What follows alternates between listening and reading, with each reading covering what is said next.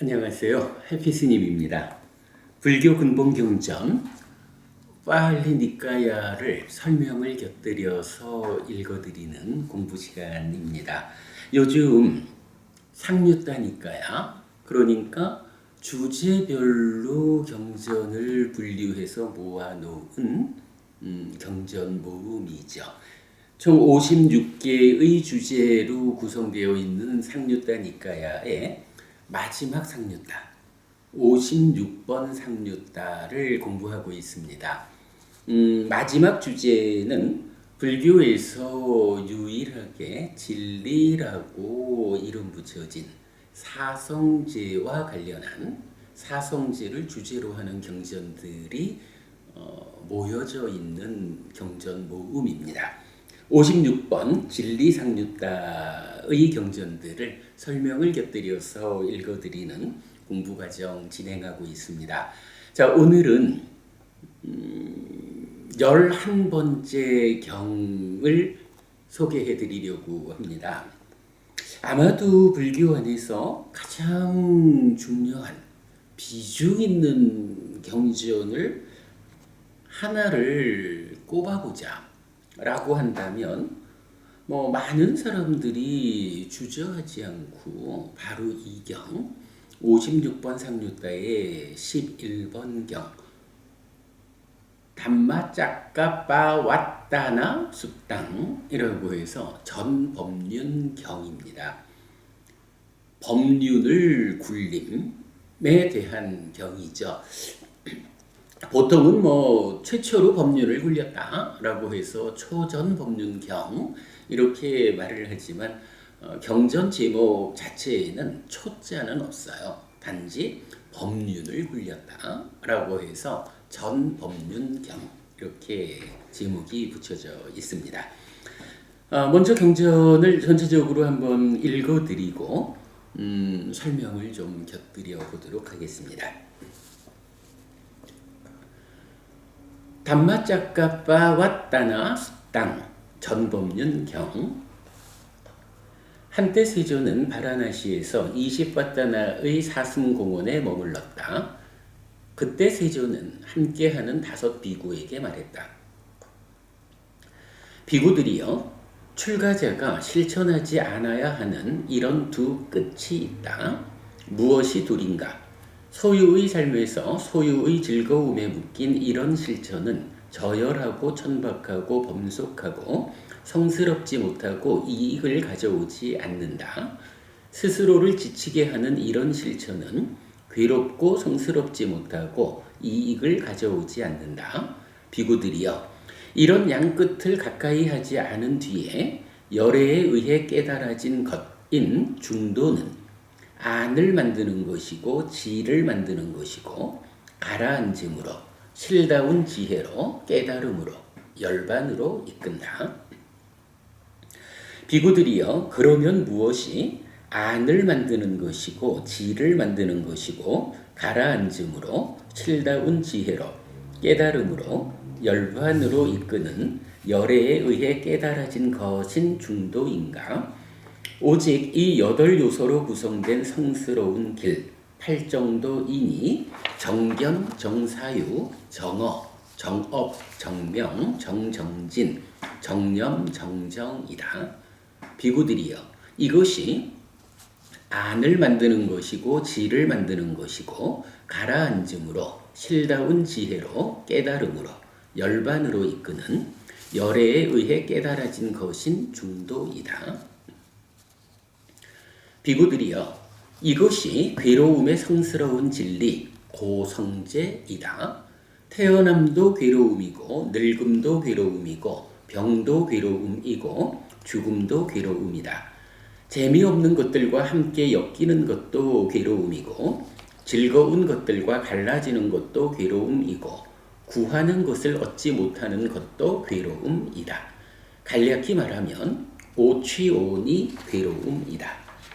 비구들이여, 이것이 괴로움의 일어남의 성스러운 진리 고집성제이니 다시 존재로 이끌고 즐김과 탐이 함께하며 여기저기서 즐기는 자인 가래, 즉 소유의 가래, 존재의 가래, 존재하지 않음의 가래이다. 비구들이여, 이것이 괴로움의 소멸의 성스러운 진리, 고멸성제이니 그 가래에 남김없이 빛바랜 소멸, 포기, 노음, 풀림, 집착의 경향 없음이다. 비구들이여, 이것이 괴로움의 소멸로 이끄는 실천의 성스러운 진리, 고멸도성제이니 이 8요소로 구성된 성스러운 길, 팔정도, 즉 정견 내지 정정이다. 비구들이여, 나에게 이것이 괴로움의 성스러운 진리이다 라는 이전에 들어보지 못한 법들에 대한 안이 생겼고 지가 생겼고 해가 생겼고 명이 생겼고 관이 생겼다. 나에게 이 괴로움의 성스러운 진리는 완전히 알려져야 한다 라는 이전에 내지 생겼다. 나에게 이 괴로움의 성스러운 진리는 완전히 알려졌다 라는 이전에 들어보지 못한 법들에 대한 안이 생겼고 지가 생겼고 해가 생겼고 명이 생겼고 관이 생겼다. 비구들이여, 나에게 이것이 괴로움의 일어남의 성스러운 진리이다 라는 이전에 들어보지 못한 법들에 대한 안이 생겼고 지가 생겼고 해가 생겼고 명이 생겼고 관이 생겼다. 나에게 이 괴로움의 일어남의 성스러운 진리는 버려져야 한다 라는 이전에 내지 생겼다. 나에게 이 괴로움의 일어남의 성스러운 진리는 버려졌다 라는 이전에 들어보지 못한 법들에 대한 안이 생겼고 지가 생겼고 해가 생겼고 명이 생겼고 관이 생겼다. 비구들이여, 나에게 이것이 괴로움의 소멸의 성스러운 진리이다 라는 이전에 들어보지 못한 법들에 대한 안이 생겼고 지가 생겼고 해가 생겼고 명이 생겼고 관이 생겼다. 나에게 이 괴로움의 소멸의 성스러운 진리는 실현되어야 한다 라는 이전에 내지 생겼다. 나에게 이 괴로움의 소멸의 성스러운 진리는 실현되었다 라는 이전에 들어보지 못한 법들에 대한 안이 생겼고 지가 생겼고 해가 생겼고 명이 생겼고 관이 생겼다. 비구들이여, 나에게 이것이 괴로움의 소멸로 이끄는 실천의 성스러운 진리이다 라는 이전에 들어보지 못한 법들에 대한 안이 생겼고 지가 생겼고 해가 생겼고 명이 생겼고 관이 생겼다. 나에게 이 괴로움의 소멸로 이끄는 실천의 성스러운 진리는 닦아져야 한다 라는 이전에 내지 생겼다. 나에게 이 괴로움의 소멸로 이끄는 실천의 성스러운 진리는 닦아졌다 라는 이전에 들어보지 못한 법들에 대한 안이 생겼고 지가 생겼고 해가 생겼고 명이 생겼고 관이 생겼다. 비구들이여, 나에게 삼회전한 12형태, 삼전 12행의 이런 방법으로 이 4가지 성스러운 진리에 대한 있는 그대로의 지와 견해 아주 청정함이 없었던 때까지는 비구들이여, 나는 신과 마라와 범천과 함께하는 세상에서 사문바라문과 신과 사람을 포함한 무리를 위해 위없는 바른 깨달음을 깨달았다 라고 선언하지 않았다. 비구들이여, 나에게 삼회전한 12형태, 삼전 12행의 이런 방법으로 이 4가지 성스러운 진리에 대한 있는 그대로의 지와 견의 아주 청정함이 있었기 때문에 비구들이여, 나는 신과 마라와 범천과 함께하는 세상에서 사문바라문과 신과 사람을 포함한 무리를 위해 위없는 바른 깨달음을 깨달았다 라고 선언했다. 그리고 나에게 지와 견이 생겼다. 나의 해탈은 흔들리지 않는다. 이것이 태어남의 끝이다. 이제 다시 존재로 이끌리지 않는다 라고. 세존은 이렇게 말했다. 함께하는 5 비구들은 아주 기뻐서 세존의 말씀을 즐거워하였다. 이 설명이 설해지고 있을 때 꼰단냐 존자에게 때없고 오염없는 법안이 생겼다. 어떤 것이든 일어남의 법은 모두 소멸의 법이다 라고. 세존에 의해 법륜이 굴려졌을 때 땅의 신들이 소리쳤다. 바라나시 이시바타나의 사슴공원에서 세존에 의해 굴려진 이 위없는 법륜은 사문이나 바라문이나 신이나 마라나 범천이나 세상의 그 누구에 의해서도 되돌려지지 않는 것이다 라고. 땅의 신들의 소리를 듣고 사왕천의 신들이 소리쳤다. 바라나시 이시바타나의 사슴공원에서 세존에 의해 굴려진 이 위없는 법륜은 사문이나 바라문이나 신이나 마라나 범천이나 세상의 그 누구에 의해서도 뒤돌려지지 않는 것이다 라고. 사왕천의 신들의 소리를 듣고 33천의 신들이, 야마천의 신들이, 도솔천의 신들이, 화락천의 신들이, 타화자재천의 신들이, 범신천의 신들이 소리쳤다. 바라나시 이시바타나의 사슴공원에서 세존에 의해 굴려진 이 위없는 법륜은 사문이나 바라문이나 신이나 마라나 범천이나 세상의 그 누구에 의해서도 되돌려지지 않는 것이다 라고.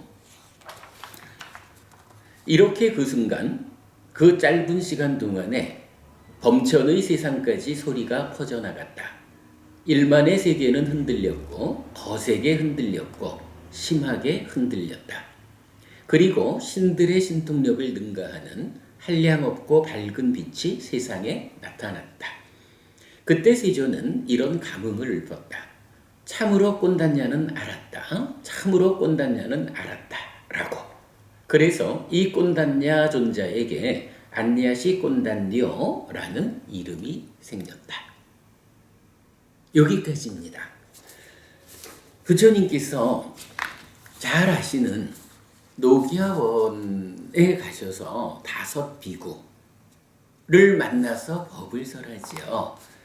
그 법이 설해지는 자리에서 주의 깊게 귀를 기울인 꼰단야라는 비구가 괴로움을 생겨나게 하는 모든 것들은 어떠한 것이든지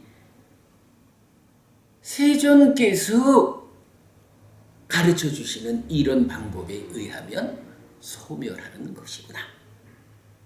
나의 삶에서 괴로움을 만드는 어떠한 것이든지 그 괴로움을 생겨나게 한다라는 의미의 일어남의 법들은 소멸하는 것이다.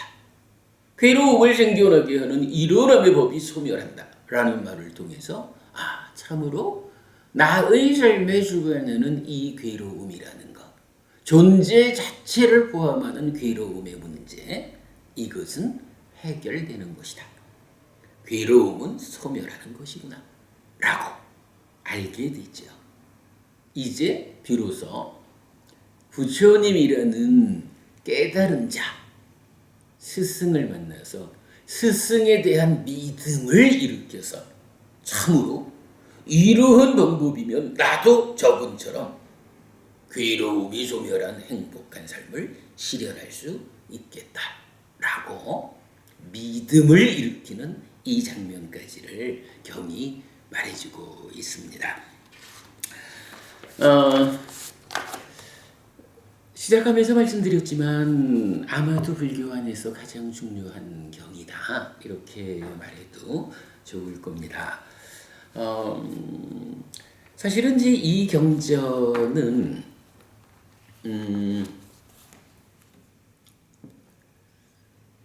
좀 커다란 일화를 설명하는 몇 가지 경전들의 한 과정을 차지하고 있다. 이렇게 말해도 좋을 겁니다.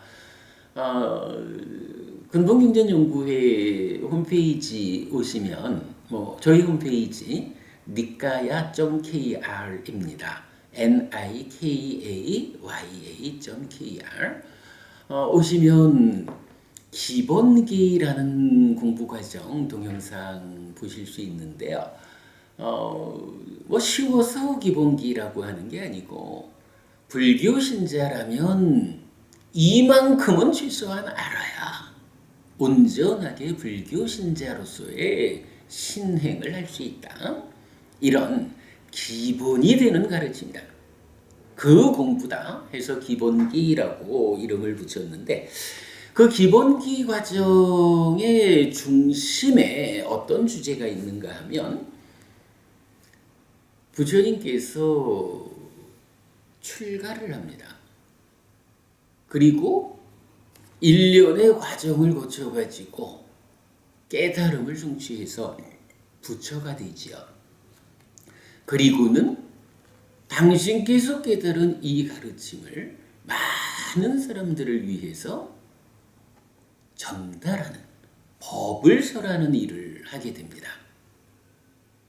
여기까지 부처님께서 당신의 삶의 문제의 온전한 해소를 위해서 출가해서 어떤 과정을 거쳐서 깨달음을 얻게 되는지 여러분 주목해야 되죠.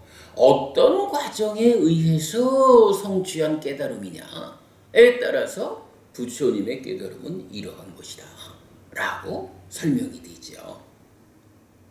그리고 그렇게 깨달은 당신의 법을 많은 사람들이 그대들도 나처럼 행복해져라 라고 법을 설하는 과정으로 최초로 법을 설하는 사건, 바로 법륜을 굴린다 라는 일이죠.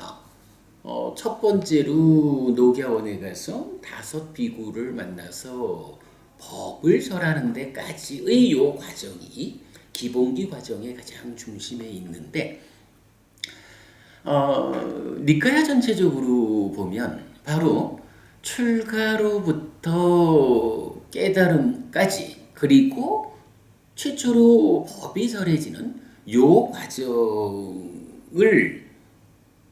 기본 주제로 설해지는 경전이 4개가 있어요.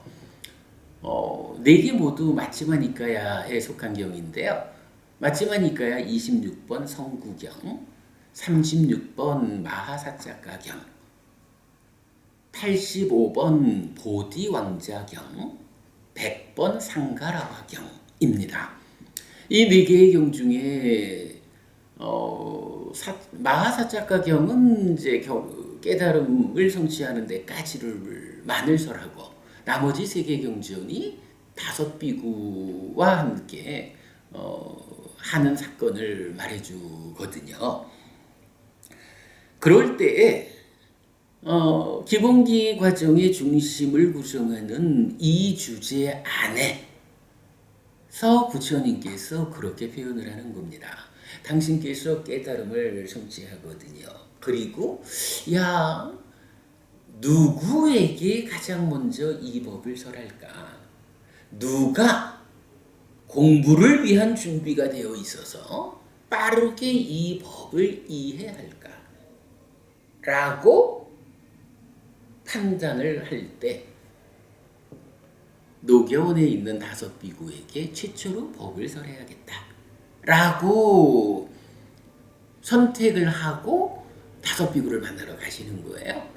그리고는 경전은 이 5 비구하고 만나는 과정을 설명하고, 이어서 5 비구에게 법을 설하는 과정을 이렇게 표현을 해줍니다. 자, 일단 부처님까지 해서 6명이잖아요. 부처님이 2명의 비구에게 법을 설할 때 3명의 비구가 탁발을 나갑니다. 그러면 3명의 비구가 탁발해 온 음식으로 부처님을 포함한 6명이 식사를 하셔요. 그리고 다음날 부처님께서 3명의 비구에게 법을 설해요. 그러면 2명의 비구가 탁발을 나가서 탁발해온 음식으로 6명이 식사를 하죠. 이러면서 그 기간이 얼마인지 특정되지 않는 시간 동안 부처님께서 다섯 비구에게 법을 설하고 그 과정에서 5명 모두가 아라한이 되는 이런 과정이 나타나는데요.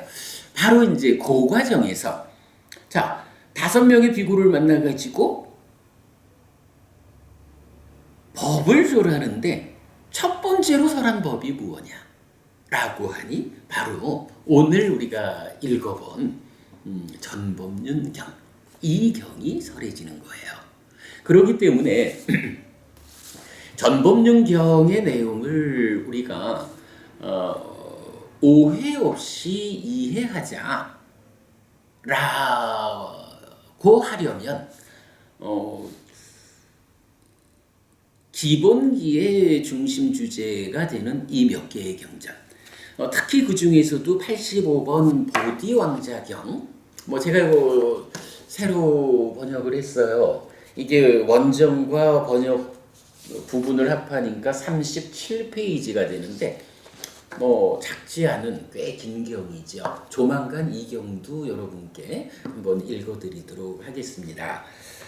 그러나 중요한 것은 이 전법륜경이 설해지는 데에는 보디왕자경을 중심으로 하는 이 깨달음의 과정에 대한 이해가 선행해야 부처님이 이 말씀을 하신 것은 이러한 배경에서 하신 거구나 라는 부분을 바르게 알 수 있어요. 자, 보디왕자경은 조만간 읽어드리도록 하고 오늘은 필요한 이야기만 좀 인용을 해서 말씀드리도록 하겠습니다. 자, 전법륜경으로 돌아오겠습니다. 전법륜경 첫 번째 문단은 이렇게 나타나죠. 말씀드렸듯이 가야라는 곳 보리수 나무 밑에서 깨달음을 성취한 부처가 된 우리 스승께서 바라나시라는 곳에 있는 이시파타나 사슴공원, 녹야원입니다. 사슴공원. 거기까지 걸어서 오셨어요. 그래서 5 비구를 설득해가지고 내 법을 들어라 라고 이제 법을 설하기 시작하죠. 자, 첫 번째 설하는 법은 이렇게 됩니다. 그때 세존은 함께하는 5 비구에게 말했다. 비구들이여, 출가자가 실천하지 않아야 하는 이런 2 끝이 있다. 무엇이 둘인가? 첫째, 소유의 삶에서 소유의 즐거움에 묶인 이런 실천은 저열하고 천박하고 범속하고 성스럽지 못하고 이익을 가져오지 않는다. 둘째, 스스로를 지치게 하는 이런 실천은 괴롭고 성스럽지 못하고 이익을 가져오지 않는다. 비구들이여, 이런 양끝을 가까이 하지 않은 뒤에 열애에 의해 깨달아진 것인 중도는 눈을 만들고 알을 만드는 것이고 가라앉음으로 실다운 지혜로 깨달음으로 열반으로 이끈다. 자, 요 단락은 이렇습니다. 출가자가 실천하지 않아야 하는 2 끝, 극단이라고 보통 말하는 거죠. 2 끝이 있다.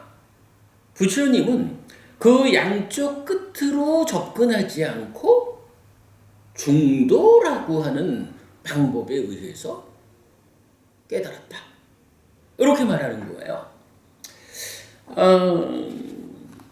요 과정에서는 보통은 이제 중도가 맞지마 빠띠빠다라고 해서 이 맞지마란 단어가 가운데라는 의미를 가지는 단어거든요. 그러다 보니까 출가자가 실천하지 않아야 하는 2 끝, 하나는 소유적인 삶에 너무 붙잡히지 않아야 한다. 소유적인 삶 자체를 실천의 방법으로 삼아가지고는 깨달을 수 없다. 라는 이 한 끝. 그리고 고행이라고 하는 것. 아주 몸을 괴롭히는 이런 수행 방법으로도 깨달을 수 없다. 그러므로 소유와 고행이라는 2 극단의 가운데로 가라. 괴로운 것도 아니고 그러니까 소유적인 것도 아니고 괴로운 것도 아닌 그 중간 이런 식으로 이해를 합니다만은 사실은 그렇게 보면 적절하지 않아요. 우리 보디왕자경을 중심으로 하는 이 기본기 과정에서 참고할 수 있는데요. 부처님은 이렇게 말을 합니다. 소유적인 삶, 그러니까 소유의 삶과 관련한 비유를 세 가지로 말해주는데요. 첫째로는 우리 삶을 표면적인 영역과 심층적인 영역으로 구분을 합니다. 그래서 표면적인 영역에서 몸으로도 마음으로도 소유의 삶을 떠나지 못하고 저 심층적인 영역에 잠재된 영역에서도 소유를 떠나지 못한 이런 사람은 고행을 하든 그러니까 몸을 지치게 하는 고행을 하든 고행을 하지 않든 깨달을 수 없다. 요게 첫 번째 비유고요. 두 번째는 표면적인 영역에서는 몸으로도 마음으로도 소유를 떠나요. 그러나 아직까지 저 내면의 심층적인 영역에 잠재된 것들, 잠재의 영역에서는 소유를 떠나지 못한 이런 사람도 고행을 하든 하지 않든 깨달을 수 없다. 이렇게 말씀하셔요. 그럼 이 얘기는 뭐냐 하면 표면적으로 몸과 마음이 소유를 떠나든 안 떠나든 이거는 논외고 저 내면에서 내 삶의 내면에 있는 그 심층적인 영역, 경향의 영역에서 내가 소유를 떠나지 못한다면 고행을 해도 고행을 하든 고행을 하지 않든 깨달을 수 없다. 이런 이야기를 합니다. 이게 두 번째 비유예요. 그리고 세 번째 비유는 몸으로도 마음으로도 표면의 영역에서 소유를 떠나고 그리고 내면에 이 소유의 경향까지도 떠나고 나면 이때 비로소 욕계라고 불리는 소유의 영역을 완전히 벗어나는 거죠. 그렇게 되면 그때는 고행을 하든 고행을 하지 않든 깨달을 수 있다. 라는 것이 부처님께서 출가해서 아직 깨달음을 성취하기 이전 우리가 보통 알죠. 부처님 출가하자마자 삼매수행 아주 높은 삼매수행을 하는데 그 삼매수행이 좋은 세상에 태어나게 할 수는 있지만 윤회에서 벗어나는 깨달음을 성취하게 할 수는 없다라고 해서 떠나잖아요. 그리고 두 번째로 하는 수행이 고행이죠. 이렇게 두 개, 삼매와 고행 두 가지를 알고 있지만 사실은 경전은 삼매를 떠나서 그러니까 삼매 수행처를 떠나서 고행이 시작되기 이전에 그 중간 과정에 바로 지금 제가 말씀드린 소유와 관련한 세 가지 비유가 나타나요. 근데 이 의미를 우리가 주목해서 봐야 돼요. 놓치면 안 되는 것이 이러한 비유를 부처님이 생각하는 그 시점은 아직 부처되기 이전이다. 부처되기 이전에 이러할 것이다라고 생각했다라는 건데 이 생각은 완전한 생각은 아닐 수 있다. 왜? 부처되기 이전이니까. 그런데 아무튼 그때에 부처님이 비유를 통해서 생각한 것이 뭐냐 하면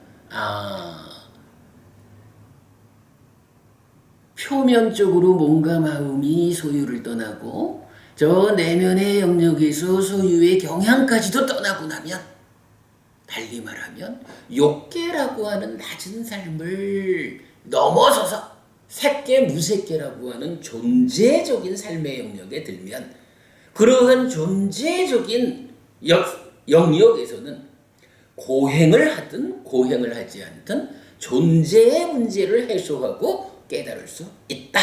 이렇게 생각을 한 거예요. 제가 방금 말씀드리기를 그러나 그 시점이 아직 깨달음 이전, 부처되기 이전이기 때문에 그러한 비유적인 생각이 이거 부처님 말씀하신 거니까 옳은 거요. 그러니까 소유를 떠나면 존재적인 삶에서는 고행으로도 깨달을 수 있고 고행 아닌 방법으로도 깨달을 수 있어 라고 확정적으로 받아들이면 안 돼요. 왜냐하면 이건 아직까지 부처님 깨닫기 이전의 상태. 제가 늘 드리는 말씀입니다. 불교 수행은요 아주 커다란 특징이 있어요. 부처님이 깨달음을 성취하기 이전, 즉 불교가 탄생하기 이전에 인도에서 세상에서는 이러한 깨달음이라고 하는 완전한 행복의 실현은 어떤 방법으로 얻을 수 있을까? 라고 할 때 이렇게 답을 주거든요. 괴로움에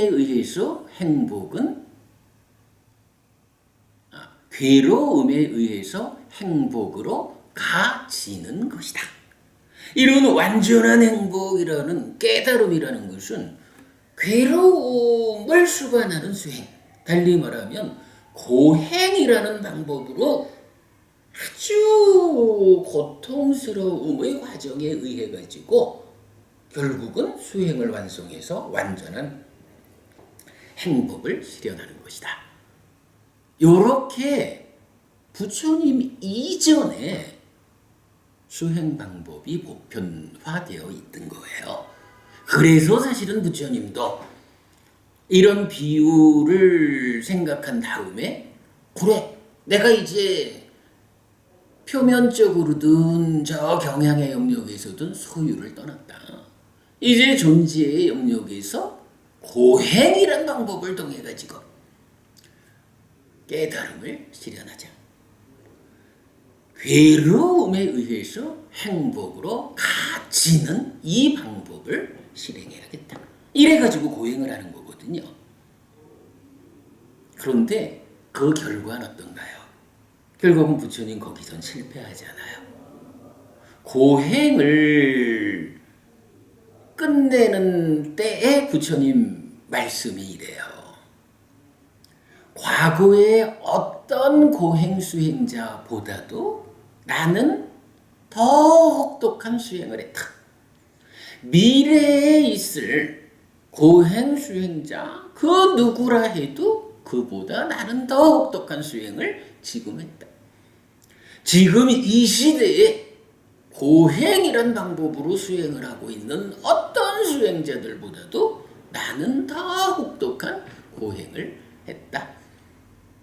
그런데도 불구하고 나는 깨닫지 못했다.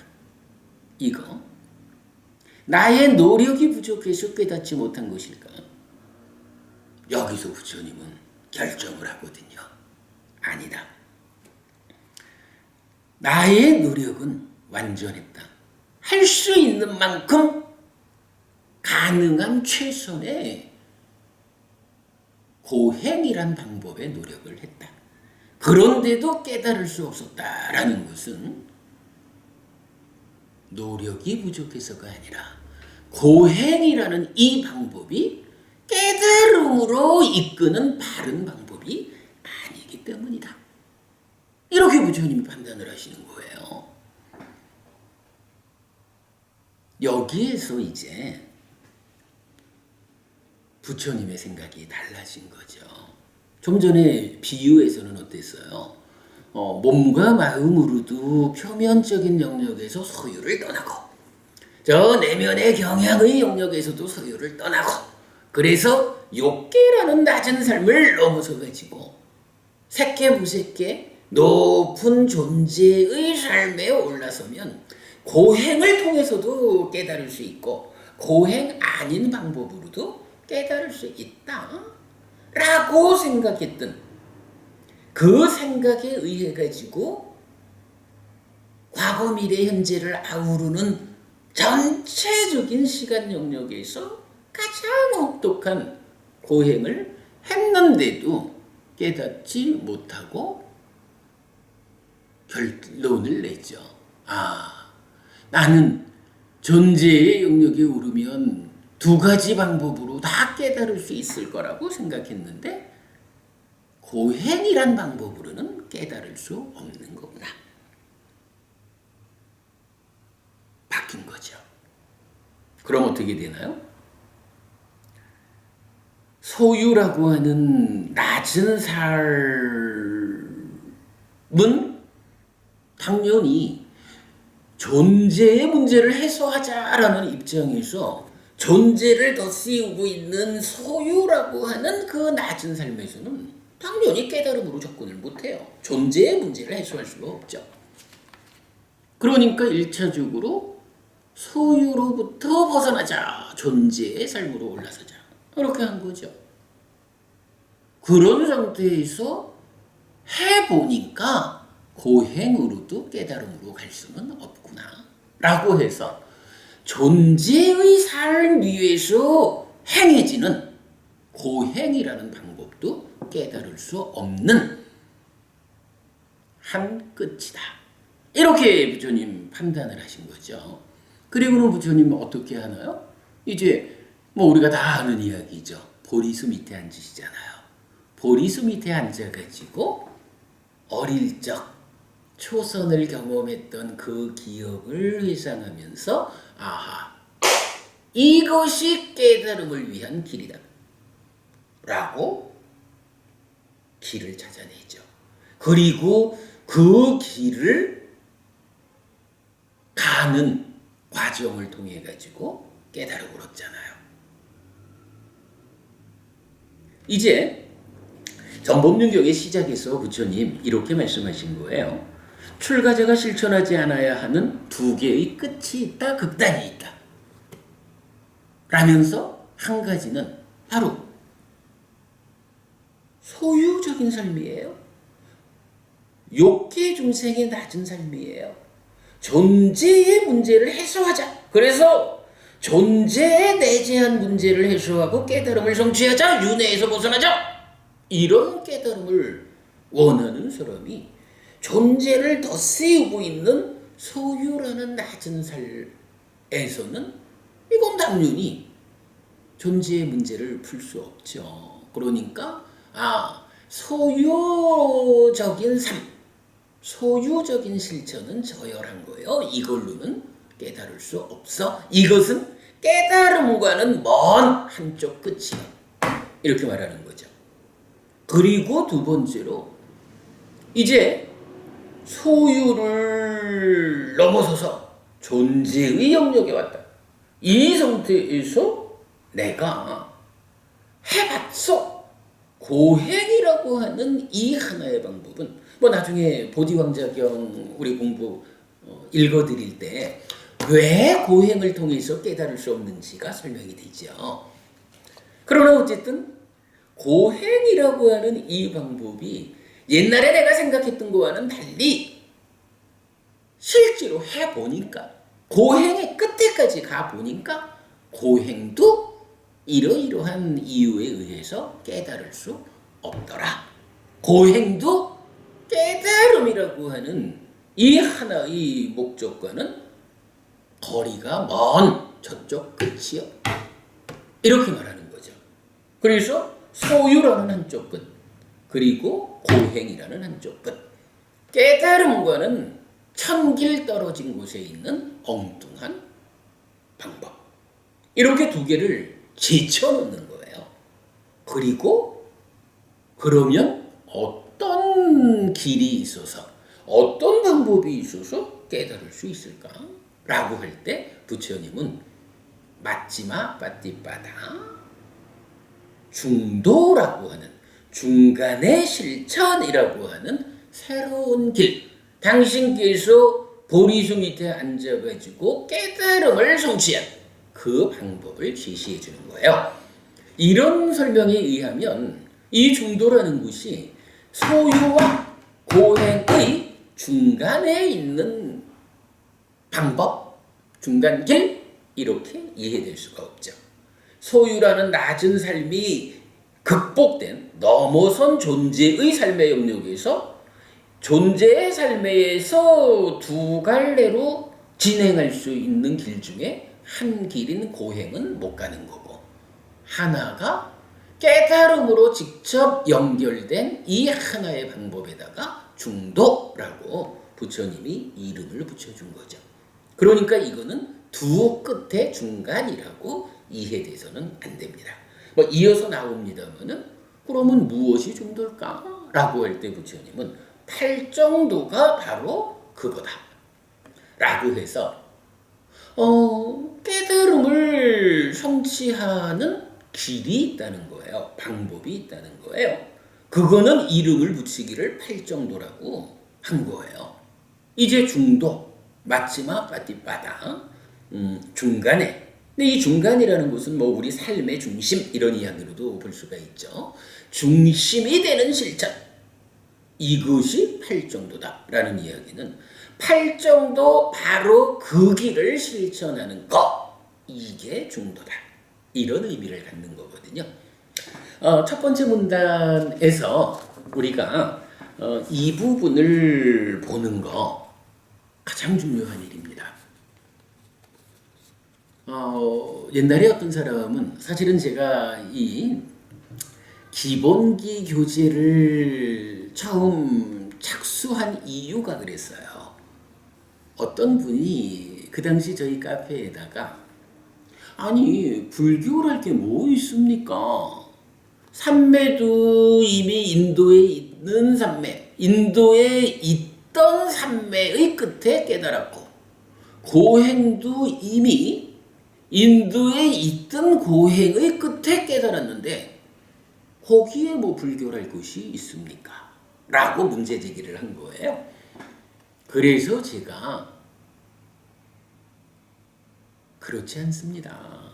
경에 의하면 이미 있던 삼매의 끝에 깨달은 것이 아니라 이미 있던 삼매가 극복하지 못한 그러한 상황을 넘어서서 삼매의 새로운 영역을 열어가지고 부처님은 깨달았습니다.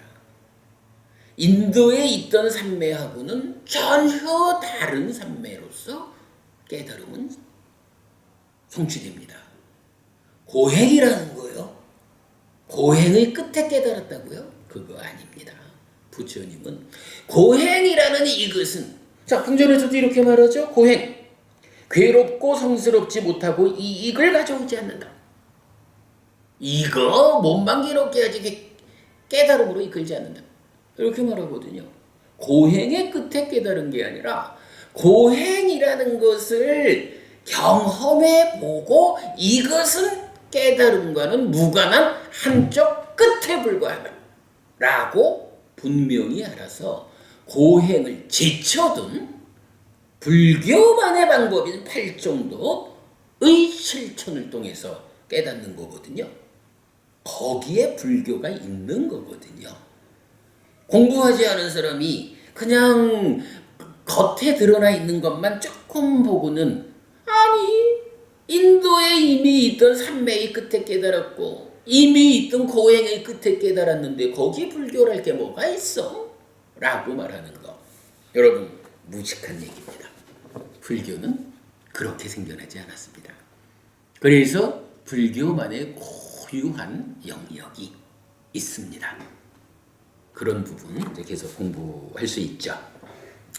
자, 그래가지고 이제 이런 의미, 이렇게 두 끝을 배제한 두 끝으로 접근하지 않은 중도라는 방법으로 이제 부처님은 깨닫죠. 그 부분을 경은 이렇게 말하는 거예요.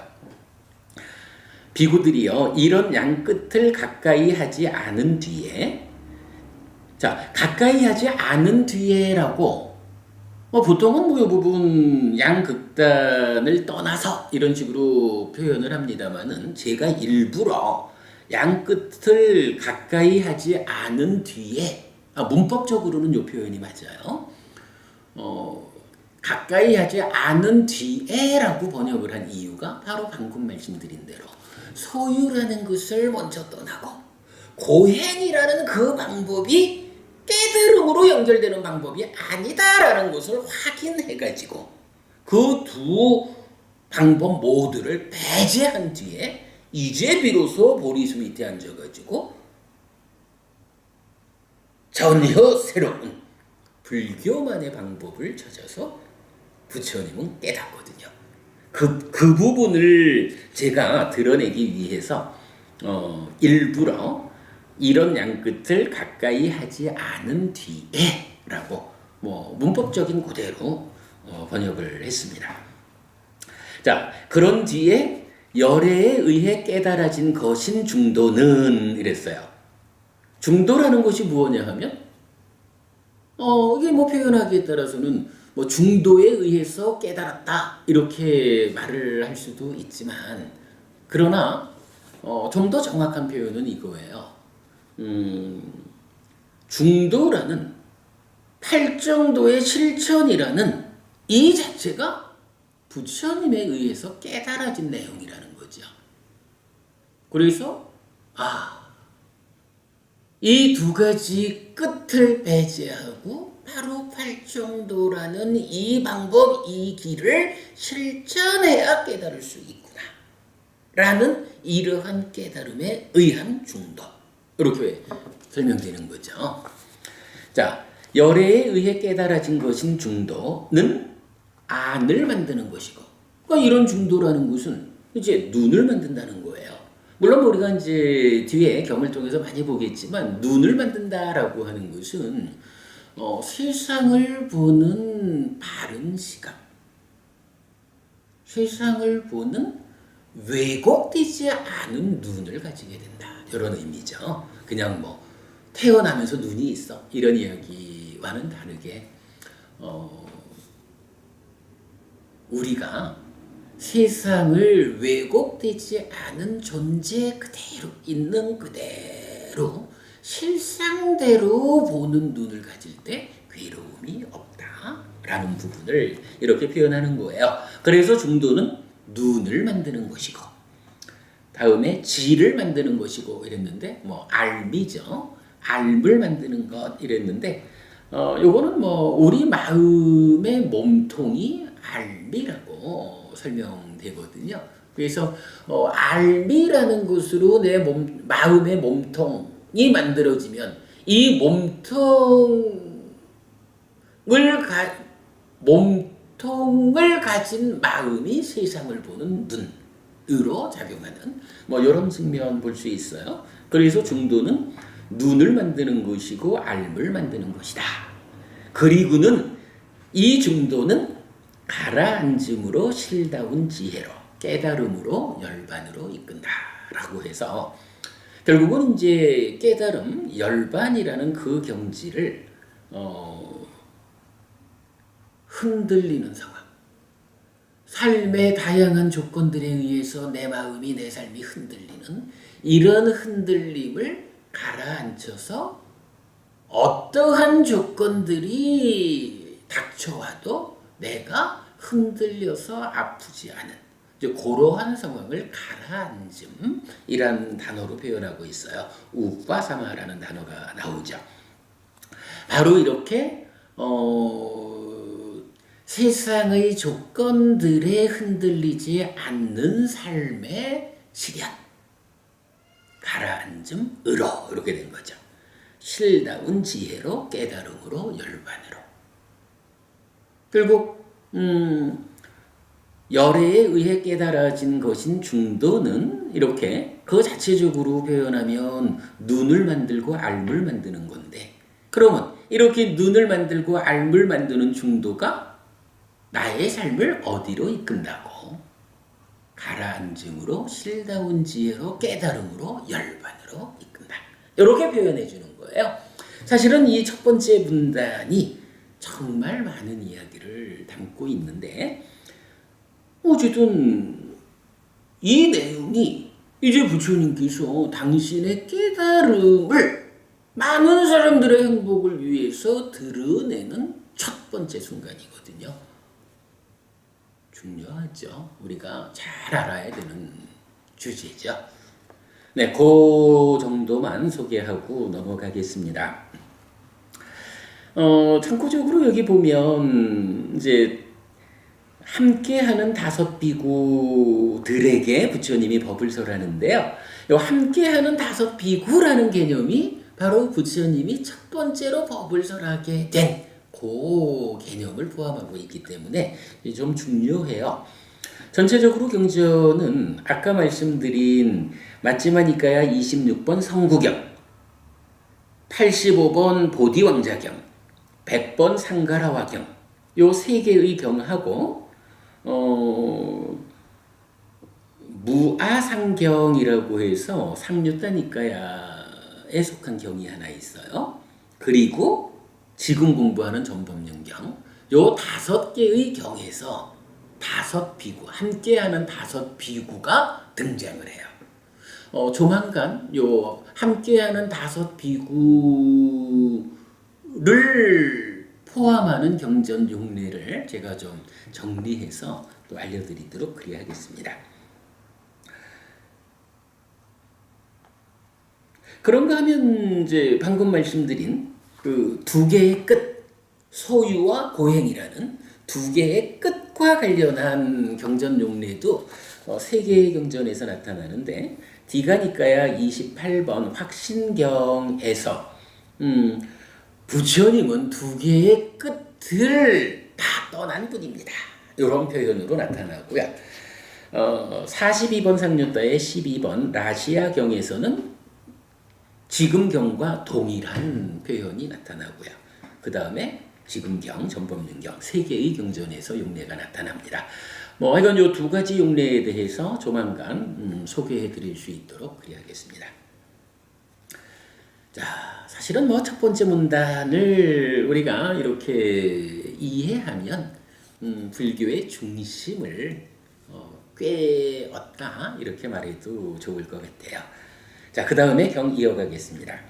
비구들이여 그러면 무엇이 안을 만드는 것이고 지를 만드는 것이고 가라앉음으로 실다운 지혜로 깨달음으로 열반으로 이끄는 열애에 의해 깨달아진 것인 중도인가? 오직 이 8요소로 구성된 성스러운 길 8정도이니 정견 정사유 정어 정업 정명 정정진 정념 정정이다. 비구들이여 이것이 안을 만드는 것이고 지를 만드는 것이고 가라앉음으로 실다운 지혜로 깨달음으로 열반으로 이끄는 열애에 의해 깨달아진 것인 중도이다. 네, 앞에 말씀드렸지만 부처님 이렇게 소유라는 한 것과 고행이라는 한 것 두 극단 모두를 배제하고 깨달음으로 직접 이끄는 그 길을 당신께서 발견해서 실천해서 발견하고 실천해서 깨달음을 성취했죠. 그런데 그 길이 무엇냐? 어떤 길을 실천한 것이 중도냐라고 할 때 바로 다음 문단에서 답을 주신 거죠. 팔정도라는 길이 있다. 팔정도라는 그 길, 그 방법에 의해서 실천하는 것이 중도고 이 중도에 의해서 열애는 깨닫는다.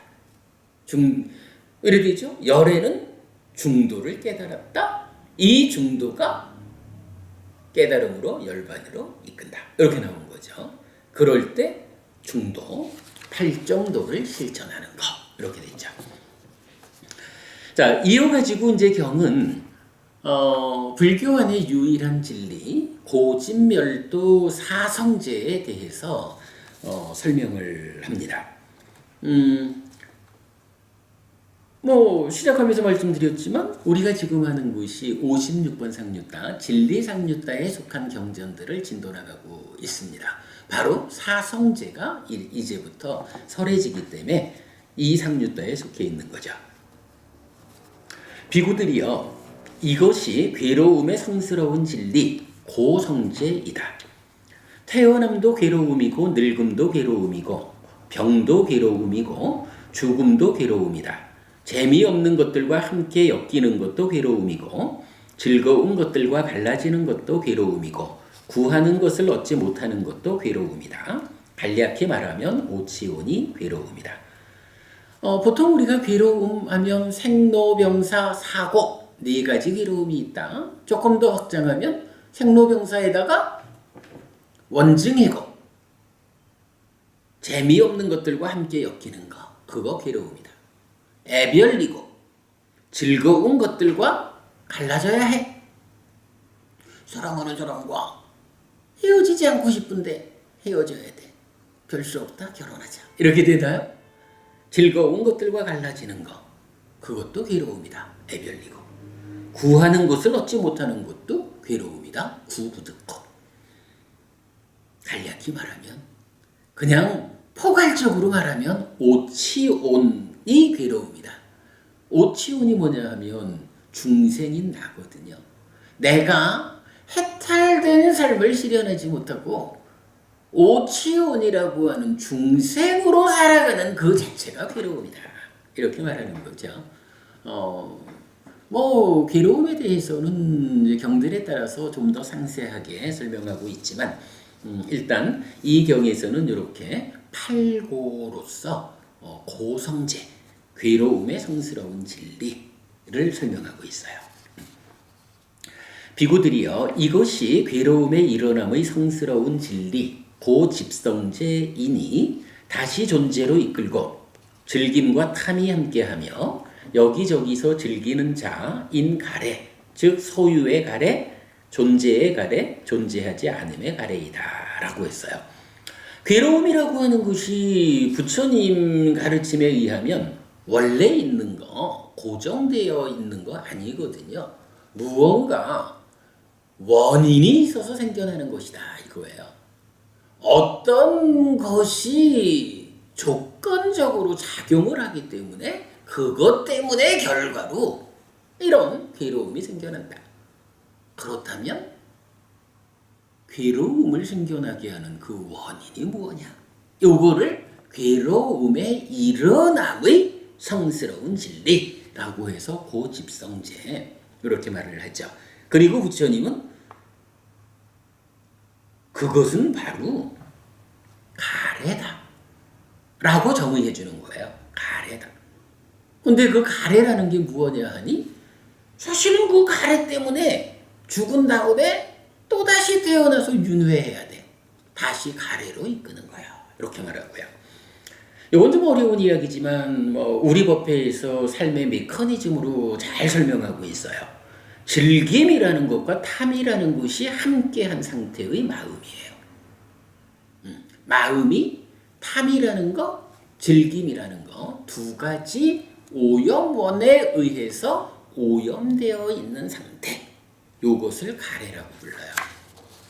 그리고 세 번째는 여기저기서 즐기는 자 이랬어요. 이런 이야기입니다. 가래라는 것이 고집성제, 괴로움을 생겨나게 하는 원인인데 그게 뭐지? 하니까 첫째로는 가래라는 것은 그 몸통이 식이라는 마음이 있는데 이게 기회가 되면 한번 보셔요. 우리 법배에서 삶의 메커니즘으로 참 잘 설명하고 있어요. 탐이라는 것을 만들어서 한번 몸집을 부풀리면 마음 심자를 쓰는 마음이 돼요. 이게 또 삶의 과정에서 즐김이라는 걸 만들어서 몸집을 한 번 더 부풀리면 가래가 돼요. 그러니까 가래라는 것은 뭐냐라고 하면 식이라는 마음이 한쪽으로는 탐이라는 것과 함께하고 한쪽으로는 난디라는 것과 즐김이라는 것과 함께하고 그래서 그러니까 즐김이 빨리어로 난디예요. 즐김과 탐이 함께한 것. 이렇게 가래라는 것이 몸통이 무엇냐 하는 것을 설명해 준 거예요. 그리고는 이 가래가 그래, 즐김과 탐이 함께한 그 몸통으로의 가래가 무엇을 한다고? 여기저기서 즐긴다. 그러니까 즐김과 탐이라는 이런 오염 상태의 마음이다 보니까 즐긴다라는 표현을 하지만 사실은 집착하는 행위를 한다. 오염된 행위를 하는 자가 가래다. 이거거든요. 그게 여기저기서 즐기는 거. 그러면 이런 오염 덩어리인 몸통으로의 가래가 여기저기서 집착하는 오염된 행위를 하면 그 결과로 어떻게 된다고?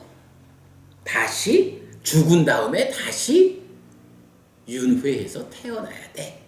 다시 존재로 이끈다. 이렇게 세 가지 측면으로 즐김과 탐이 함께한 몸통을, 이러한 몸통 상태로 오염된 행위를 하는 거, 행위 측면. 그러면 그 결과로 죽은 다음에 또다시 새로운 몸과 만나서 다음 세상을 살아야 하는 윤회를 반복하는 그런 상황, 그런 결과를 만든다. 요게 가래를 정의하는 세 가지 방법인 거예요. 그리고 바로 이렇게 오염된 마음이기 때문에, 오염된 행위를 하기 때문에, 그리고 윤회하도록 이끌기 때문에 이러한 가래가 바로 괴로움의 원인이다. 이렇게 말하는 게 고집성제의 의미예요.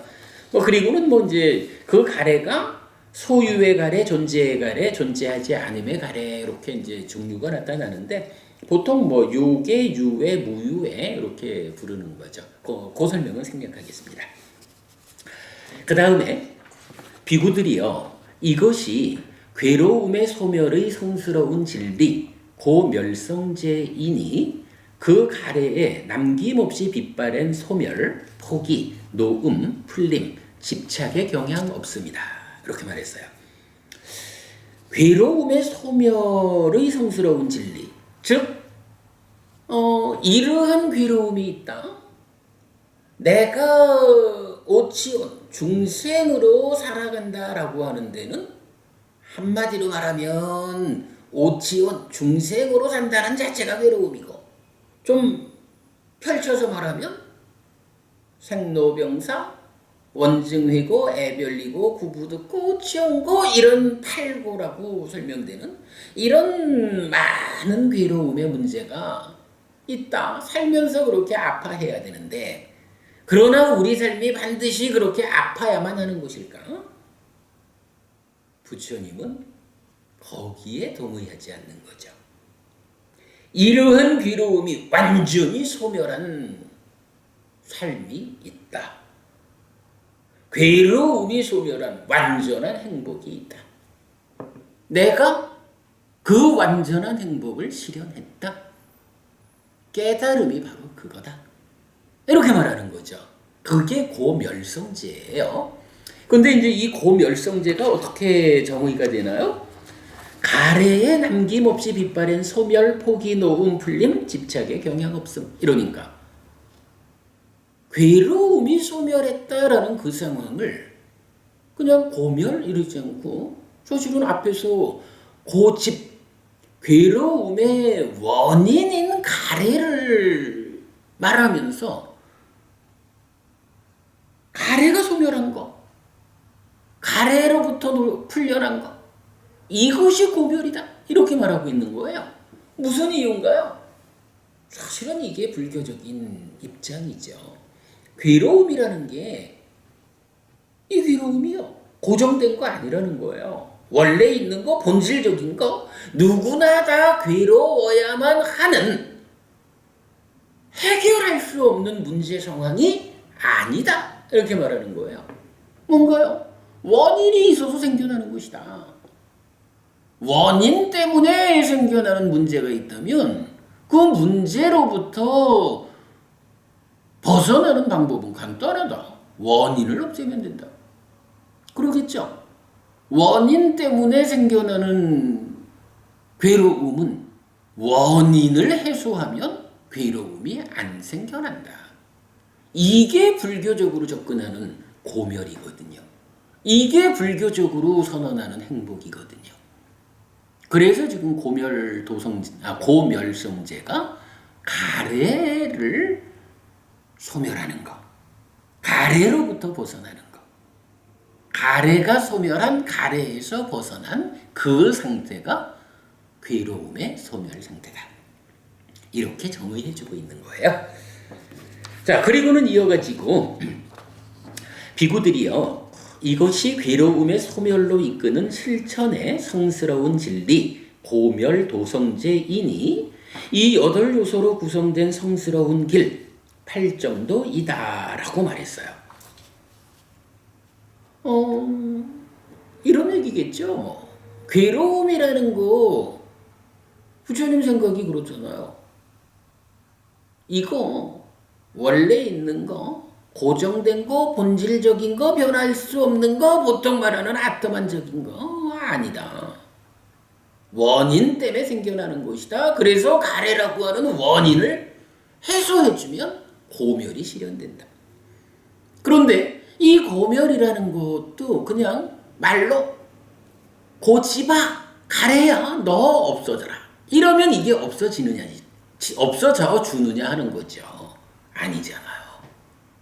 고멸이라는 것도 고가 가래를 원인으로 생겨나듯이 무언가를 원인으로 고멸도 실현되는 것이다 라고 말하는 거죠.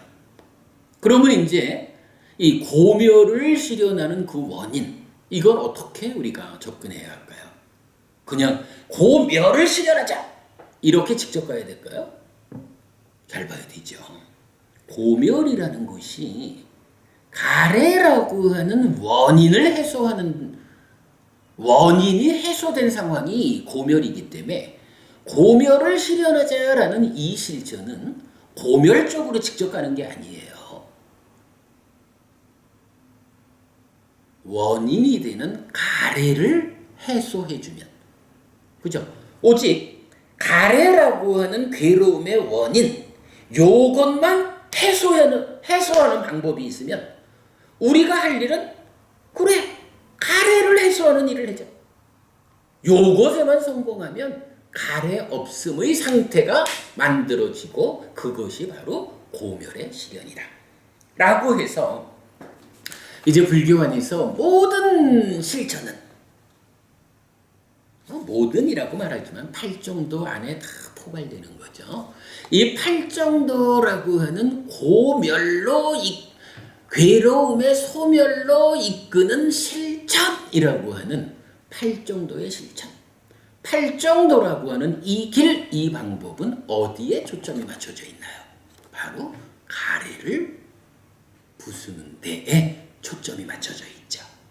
그래서 사념처 사마타 위파사나라고 하는 이 체계를 가지는 수행이 부처님에 의해서 깨달아지고 그 방법에 의해서 깨달음이, 열반이 실현되는 거죠. 이끌리는 거죠. 그렇게 우리가 고멸도성제인 8정도의 실천, 8정도 바로 가래를 부수는 방법이다. 요 개념으로 이해를 하면 일단 여기서는 고집멸도, 고성제, 고집성제, 고멸성제, 고멸도성제라는 4가지 성스러운 진리, 4성제가 정의가 됐죠. 4성제에 대한 가장 기본되는 정의라고 하겠습니다. 자, 경은 이어서 조금 더 깊은 이야기로 나아갑니다. 이 경이 가지고 있는 아주 특징적인 이야기 이제 좀 보겠습니다. 비구들이여, 나에게 이것이 괴로움의 성스러운 진리이다 라는 이전에 들어보지 못한 법들에 대한 안이 생겼고, 지가 생겼고, 해가 생겼고, 명이 생겼고, 관이 생겼다. 나에게 이 괴로움의 성스러운 진리는 완전히 알려져야 한다라는 이전에 내지 생겼다. 나에게 이 괴로움의 성스러운 진리는 완전히 알려졌다라는 이전에 들어보지 못한 법들에 대한 법들에 대한 안이 생겼고 지가 생겼고 해가 생겼고 명이 생겼고 광이 생겼다. 자, 여기서는 일단 안지해명광이라는 게 나타나요. 뭐 이런 이야기는 사실 칠판에 그림을 그려가면서 설명드려야 하는 부분이라 뭐 자세히 언급하지는 않겠지만 제가 오늘 이제 삶의 메커니즘 이야기를 몇 번 합니다만은 경전을 전체적으로 깨워가지고 우리 사는 이야기를 정리해 보면 그림이 그려져요. 그 그림의 중심 자리에 가면 마음이 눈이라는 이름으로 세상을 보는 견해, 마음의 몸통인 암지, 마음을 도와서 삶을 향상으로 이끄는 기능이라는 곳으로의 지혜, 지혜가 마음을 도와서 높은 수행을 진행해 나갈 때 번뇌를 부숨으로써 무명이 버려지고 명이 생겨나는 것으로의 명.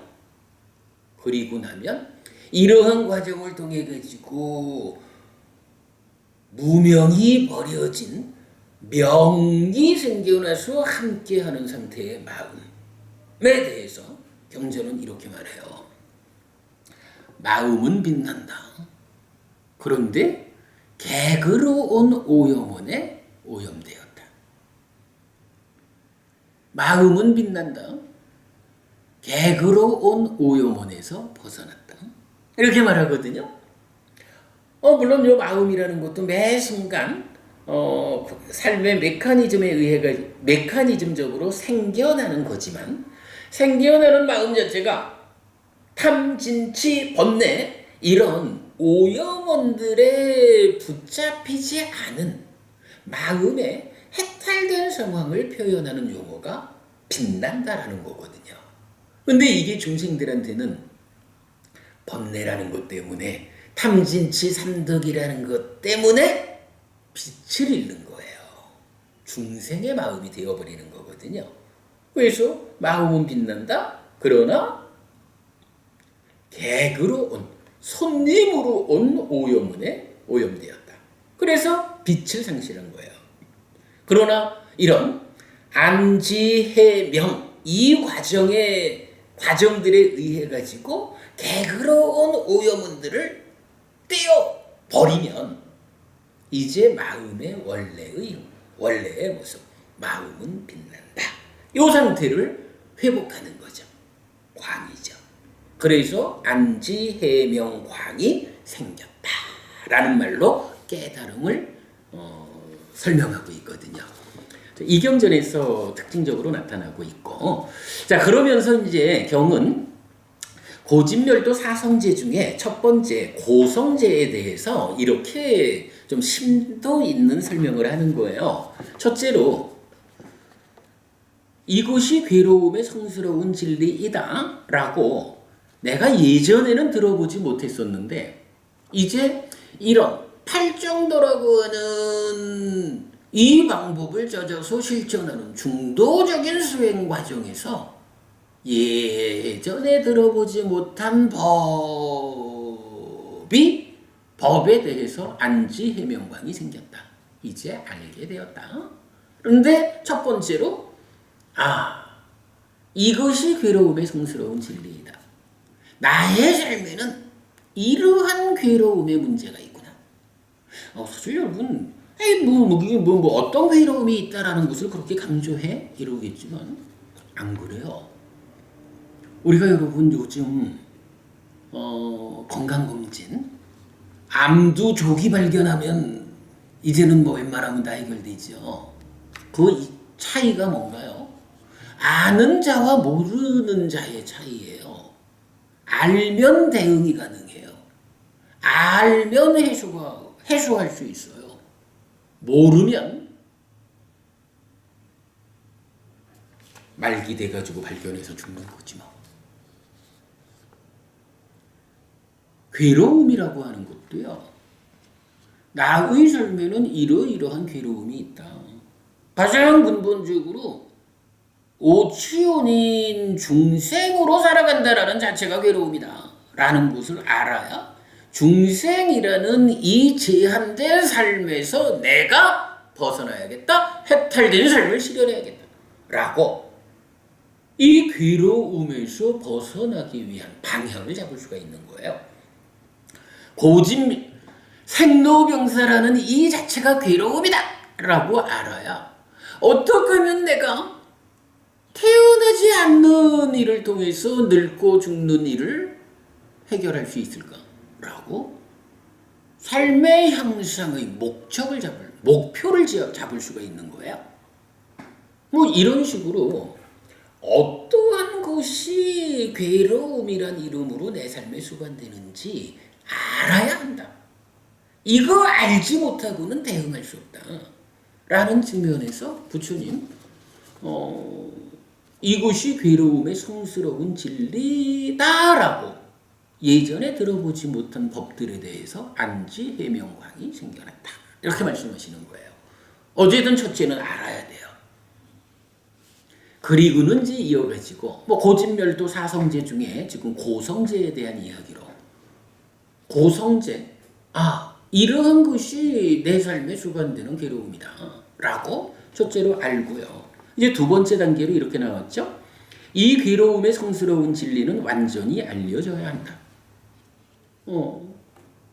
이런 괴로움이 있다 라고 하는데 사실은 이 괴로움이라는 게 우리가 부처님을 스승으로 부처님이 보아서 아는 바를 알려주셔서 이만큼 알지만 웬만해 가지고는 내한테 어떤 괴로움이 있는지도 잘 모르는 거예요.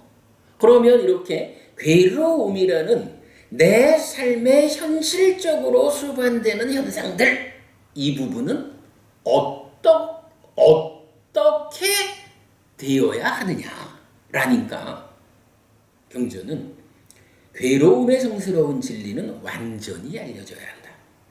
90%쯤 알려주면 최선의 노력을 다해도 90%밖에 삶의 문제를 못 풀어.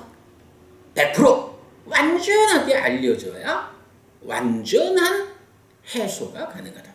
이래가지고 일단 이것이 괴로움이다라고 괴로움에 대해서 알아야 한다라는 상황은 어떻게 알아야 되느냐? 완전하게 알아야 한다. 그래서 이 괴로움의 성스러운 진리는 완전히 알려져야 한다라고 수동형으로 말해주고 있죠. 그리고는 이어서 세 번째, 나에게 이 괴로움의 성스러운 진리는 완전히 알려졌다. 이건 뭐예요? 이제 부처님께서 부처가 된 거예요. 괴로움을 일으키는 원인을 고멸도성제를 통해서 해소하고 고멸이 실현된 이렇게 부처가 되었다라는 건 뭐예요? 만약에 99.99%만큼 괴로움을 알아가지고 99.99%만큼 괴로움을 해소했다. 부처 아니거든요. 요 부처 아니거든요. 부처님은요. 그야말로 100% 완전한 고멸을 실현한 분이 부처님이고 불교에서 깨달으면 그걸 말하거든요. 그렇기 때문에 고성제, 괴로움이 무엇일까? 내 삶에는 어떤 문제가 수반될까? 라는 데는 100% 알려져야 한다. 그래서 완전히 알려져야 한다. 그리고 깨달았다라고 하는 이 상황은 100% 완전히 알려졌다. 나에게. 이제 더 이상 내가 모르는 나에게 확인되지 않은 감춰진 삶의 문제는 더 이상 없다. 여기까지를 와야 괴로움의 측면에서의 깨달음의 상태, 완성의 상태, 고집성제의 완성 이렇게 되는 거죠. 보니까 어때요? 이것이 괴로움의 성스러운 진리다. 첫 단계죠. 그런데 이 괴로움의 성스러운 진리는 완전히 알려져야 한다라는 어떤 당위성, 우찌해야 된다고 완전히 알려져야 하는 거요. 라는 당위성이 제시됐죠. 그리고 마지막으로는 그런데 이렇게 수행해가지고 나한테는 이 괴로움의 성스러운 진리가 완전히 알려졌어. 완전히 알려져야 하는 그 당위성이 나한테서는 실현되었어.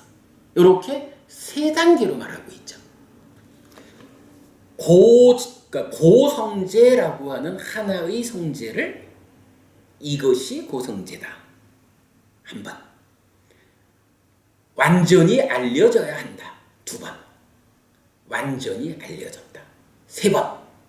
고성제를 세 번을 굴렸죠. 세 번을 굴렸다. 이렇게 표현을 했어요. 그렇게 지금 경전이 서술되고 있죠. 자, 이어가지고 두 번째. 비구들이여 나에게 이것이 괴로움의 일어남의 성스러운 진리이다 라는 이전에 들어보지 못한 법들에 대한 안이 생겼고 지가 생겼고 해가 생겼고 명이 생겼고 광이 생겼다. 나에게 이 괴로움의 일어남의 성스러운 진리는 버려져야 한다라는 이전에 내지 생겼다. 나에게 이 괴로움의 일어남의 성스러운 진리는 버려졌다라는 이전에 들어보지 못한 법들에 대한 안이 생겼고 지가 생겼고 해가 생겼고 명이 생겼고 광이 생겼다. 뭐 동일한 형태의 문장입니다. 여기에서 앞의 문장에서는 괴로움이라는 거 이렇게 100% 알려줘야 100% 삶의 문제가 해결될 수 있다. 숨어있는 거가 있어서는 부처될 수 없다. 아라한될 수 없다. 깨달을 수 없다. 이렇게 됐죠. 이제 두 번째는 뭐예요? 그 괴로움이 왜 생긴 거지? 가래라고 하는 원인 때문에 생긴 거예요. 고집성제로 넘어간 거죠. 그러면 일단 이 부분에서도 첫째로는 고집성제, 괴로움을 생겨나게 하는 원인이 무엇일까? 그게 바로 가래입니다. 근데 그 가래라는 게 뭔지 아세요? 다시 존재로 이끄는 거고요. 즐김과 탐이 함께한 거고요. 여기저기서 즐기는 거고요. 욕의 세계, 무세계라고 하는 세 가지 종류가 있고요. 뭐 이렇게 온전하게 가래를 알 때, 이것이 괴로움의 일어남의 성스러운 진리이다라고 바르게 안 거죠. 일단은 가래를 바르게 알아야 돼요. 그리고 나면 두 번째, 그게 이제 가래에 대한 첫 번째 굴림이죠. 두 번째 굴림은 뭐예요? 이 괴로움의 일어남의 성스러운 진리는 버려져야 한다라고 당위성. 그러겠죠. 가래라는 것은 어쨌든 요놈 때문에 삶의 문제가 생긴다고. 괴로움이 생긴다고 내가 아프다고. 그러니 가래라고 하는 이것에 대해서 나는 어찌해야 할까? 당연히 버려야 하는 거죠. 그러니까 경전은 역시 수동적인 표현으로 이 괴로움의 일어남의 성스러운 진리, 즉 가래는 버려져야 한다. 가래를 내 삶에서 떼어내 버려야 한다. 그래서 가래 아닌 빛나는 마음 상태로 내가 살아야 한다. 그래야 내가 아프지 않다. 이 얘기죠. 가래라는 고집성제에서는 당위성은 어디에 있느냐? 버려져야 한다라는 데에 있다. 이거죠. 그리고 세 번째 굴림에서는 이 괴로움의 일어남의 성스러운 진리는 버려졌다. 부처님, 그래 내가 부처되었다, 깨달았다, 아라한되었다, 윤회에서 벗어났다라고 말하는 이 모든 것은 바로 완전하게 알려진 괴로움의 문제에 대해서 그 원인인 가래도 완전하게 알려져서 이 알려진 가래가 버려져야 하는 건데 나는 그 가래를 완전하게 100% 버렸다. 그래서 나에게 더 이상 가래는 없다. 그러므로 내가 깨달았다. 부처님 이렇게 말씀하시는 거죠. 가래가 무엇인지 정확히 알아야 하고 이 가래는 당연하게 버려져야 하는 거고 그것이 버려진 상태가 바로 부처님 나의 깨달은 상태다. 이렇게 말씀하시는 거죠. 고성제하고 같은 흐름을 가고 있죠. 이제 세 번째입니다. 비구들이여 나에게 이것이 괴로움의 소멸의 성스러운 진리이다 라는 이전에 들어보지 못한 법들에 대한 안이 생겼고 지가 생겼고 해가 생겼고 명이 생겼고 광이 생겼다. 나에게 이 괴로움의 소멸의 성스러운 진리는 실현되어야 한다 라는 이전에 내지 생겼다. 나에게 이 괴로움의 소멸의 성스러운 진리는 실현되었다. 라는 이전에 들어보지 못한 법들에 대한 안이 생겼고 지가 생겼고 해가 생겼다. 명이 생겼고 관이 생겼다. 자, 요거 뭐 동일한 이야기죠? 괴로움이 이렇게 완전하게 알려져야 하는 곳이라면 괴로움의 소멸의 성스러운 진리라는 것도 또한 괴로움을 생겨나게 하는 그 원인인 가래가 소멸된 거, 가래로부터 풀려난 거, 가래가 100% 버려져야 이러한 괴로움의 소멸이 100% 누구한테? 나에게 실현된다. 이렇게 말하는 거죠. 이것이 괴로움의 소멸의 성스러운 진리다. 그런데 이것은 당위성, 이 괴로움의 소멸이라고 하는 이 진리는 당연히 어떻게 해야 되나요? 나한테서 실현돼야지 뭐. 나의 삶에서 완전하게 알려진 괴로움, 그 원인이 완전하게 해소되어 가지고 나한테서 괴로움이 완전하게 소멸된 그러한 삶이 실현돼야 한다. 이게 당위죠. 이러한 당연함으로 방향이 제시됐고, 이제 부처님은 이 괴로움의 소멸의 성스러운 진리는 실현되었다. 실현되었으니까 부처 되신 거죠. 깨달으신 거죠. 우리에게도 그대들도 나와 같이 괴로움의 완전한 소멸을 실현해라 라고 명령하시는 거죠. 고멸성조이고요. 이어서 비구들이여 나에게 이것이 괴로움의 소멸로 이끄는 실천의 성스러운 진리이다 라는 이전에 들어보지 못한 법들에 대한 안이 생겼고 지가 생겼고 해가 생겼고 명이 생겼고 광이 생겼다. 나에게 이 괴로움의 소멸로 이끄는 실천의 성스러운 진리는 닦아져야 한다라는 이전에 내지 생겼다. 나에게 이 괴로움의 소멸로 이끄는 실천의 성스러운 진리는 닦아졌다라는 이전에 들어보지 못한 법들에 대한 안이 생겼고 지가 생겼고 해가 생겼고 명이 생겼고 광이 생겼다.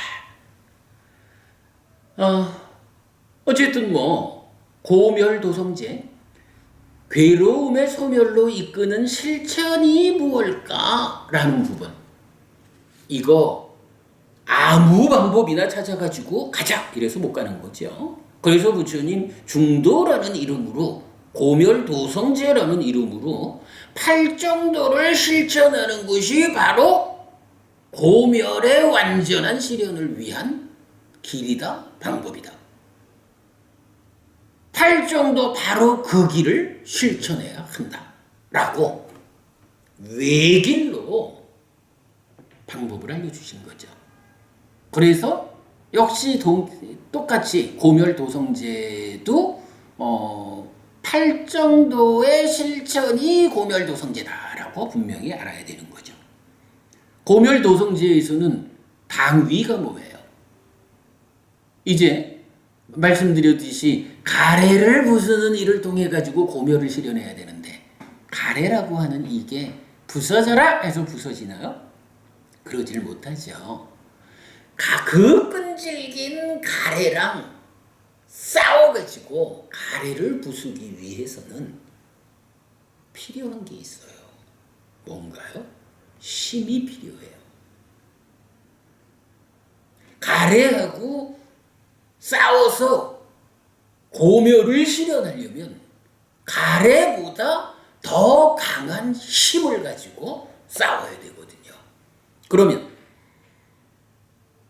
내가 스스로 힘을 길러가지고 가래하고 한판 전투를 벌여서 이기자라는 힘을 기르는 과정을 뭐라고 하나요?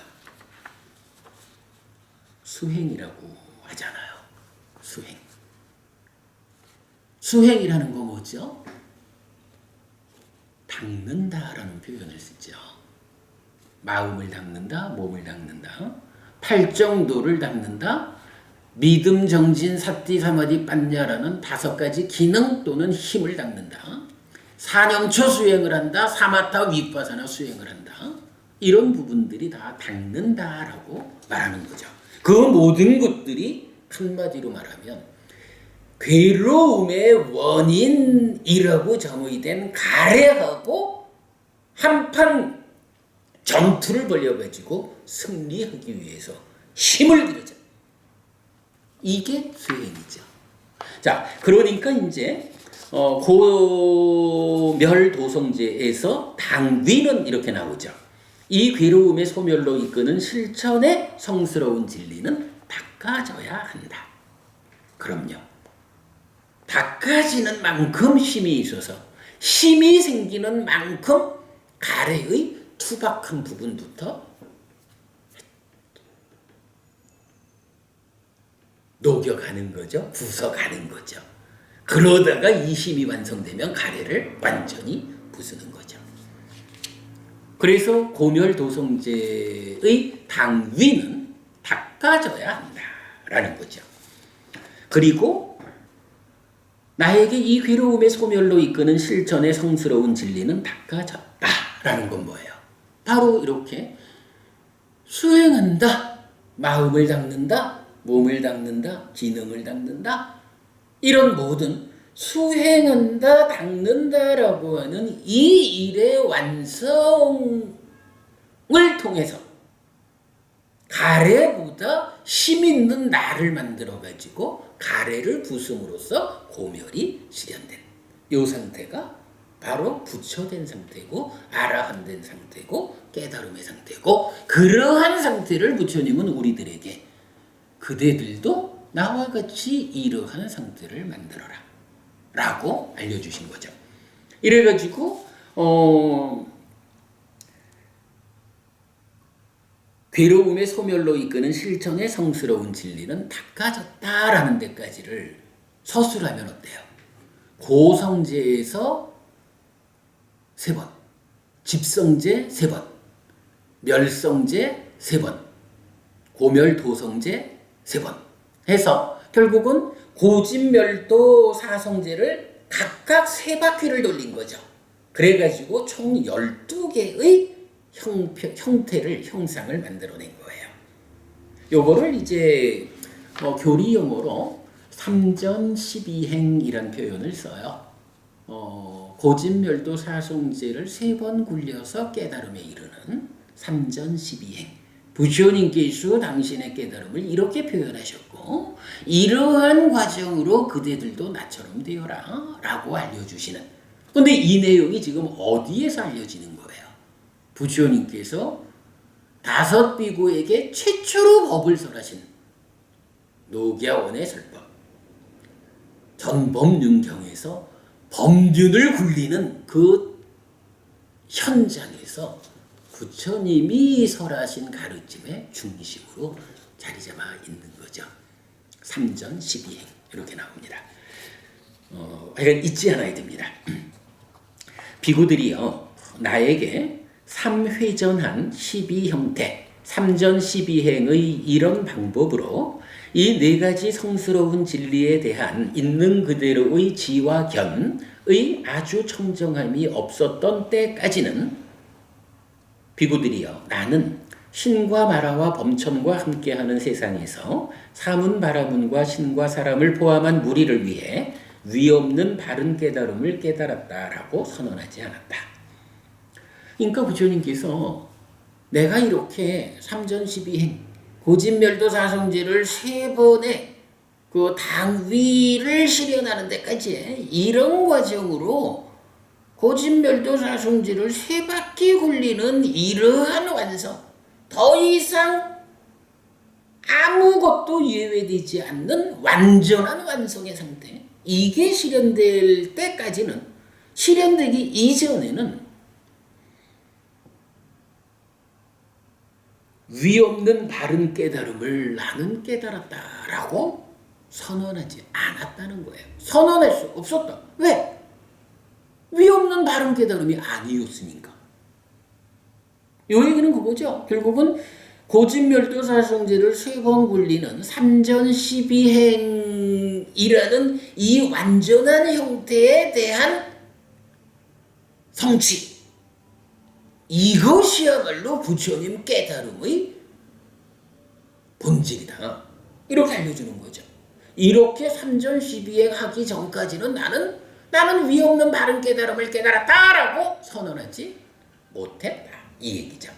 자, 이어서 보면 비구들이여 나에게 3회전한 12형 때 삼전시비행의 이런 방법으로 이 네 가지 성스러운 진리에 대한 있는 그대로의 지와 견의 아주 청정함이 있었기 때문에 비구들이여 나는 신과 마라와 범천과 함께하는 세상에서 사문 바라문과 신과 사람을 포함한 무리를 위해 위 없는 바른 깨달음을 깨달았다라고 선언했다. 삼전시비행 하고서야 비로소 이제는 빈틈없는, 이제는 예외 없는 완전한 깨달음이 나에게서 실현되었구나 라고 해서 나는 위 없는 바른 깨달음을 깨달았다라고 부처님은 이제 선언했다 라고 말씀하시는 거죠. 부처님 요만큼의 예외도 없는 완전함으로 깨달음을 선언하셨다. 이 부분을 알 수가 있죠. 이 경이 이런 면에서 정말로 불교 안에서 가장 중요하다. 이렇게 말하는 거죠. 그리고 나에게 지와 견이 생겼다. 나의 해탈은 흔들리지 않는다. 이거 부동의 심해탈 이렇게 말하죠. 나의 해탈은 흔들리지 않는다. 이것이 태어남의 끝이다. 이제 다시 존재로 이끌리지 않는다. 가래라는 게 뭐였어요?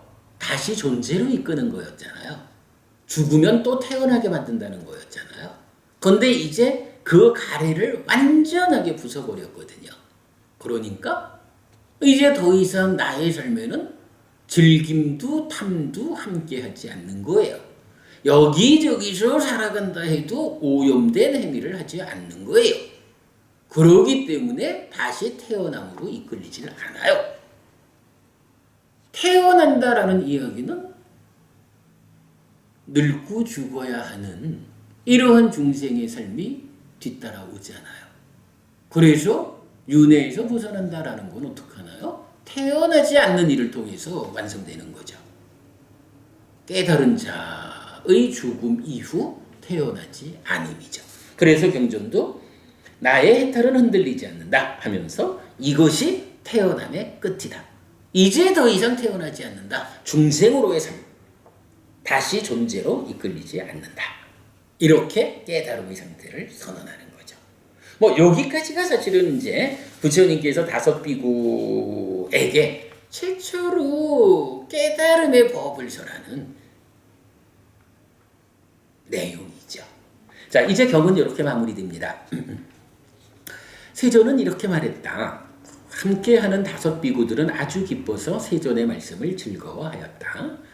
이 설명이 설해지고 있을 때 꼰단냐 존자에게, 그러니까 다섯 비구 중에 한 사람이 꼰단냐라는 이름이에요. 꼰단냐 존자에게 때 없고 오염 없는 법안이 생겼다. 어떤 것이든 일어남의 법은 모두 소멸의 법이다라고. 일어남의 법 뭐죠? 사무다야 담마라고 해서 고 집성제에서 두카 사무다야 해서 같은 단어를 써요. 그러면 일어남이라는 건 뭐겠어요? 괴로움을 생겨나게 하는, 괴로움의 원인이 되는 요 얘기죠. 그러니까 어떤 것이든 일어남의 법, 달리 말해서 괴로움의 원인이 되는 법이라는 것은 꼰단냐 존자가 예전에는 몰랐는 거예요. 근데 이제 부처님께서 이렇게 삼전시비행 법을 설해 주시니까 그걸 이렇게 듣고 있다 보니까 내 삶에 이러이러한 괴로움이 있는데 그 괴로움이 원인이 있는 거구나.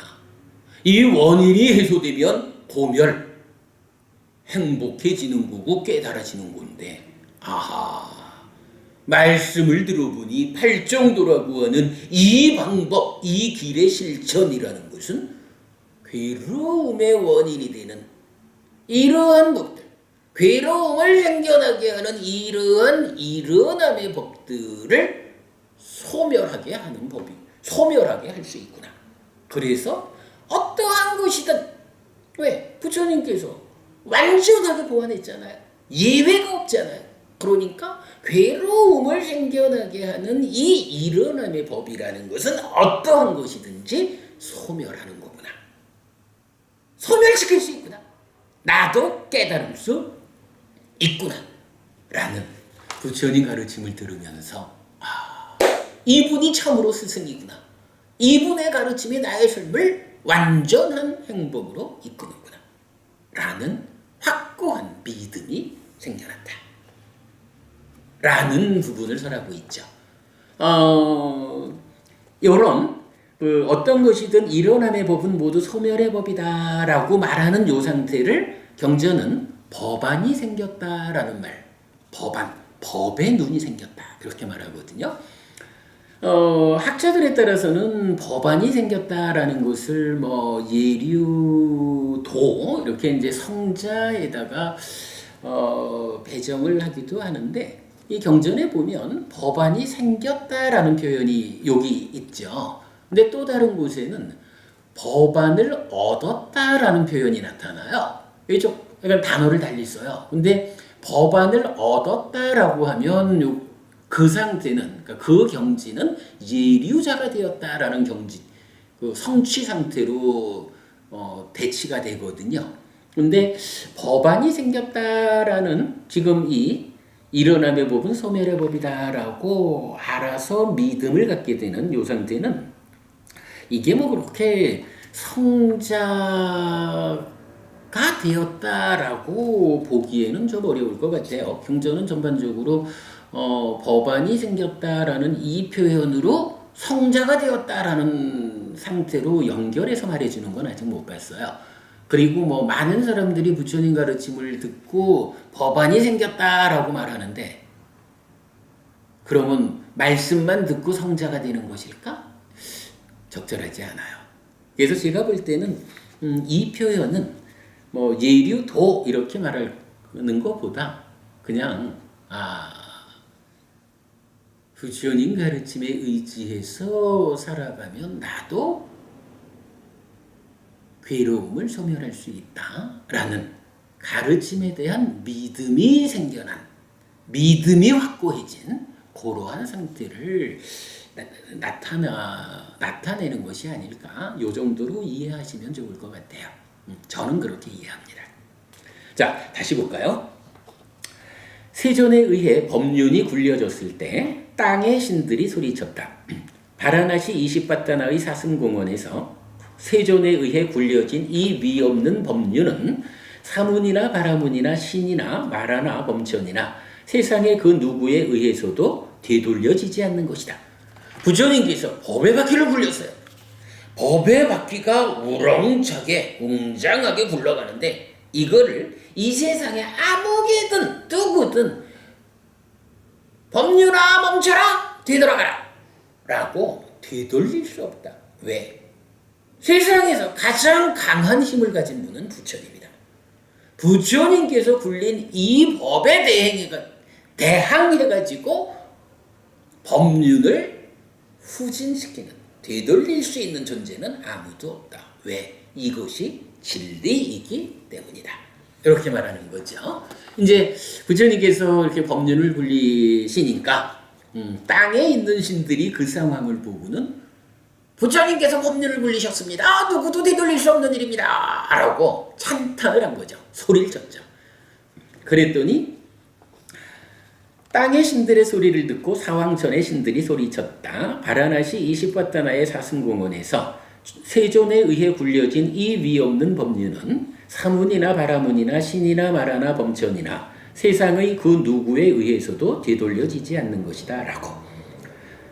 이제 한 단계씩 하늘로 올라가요.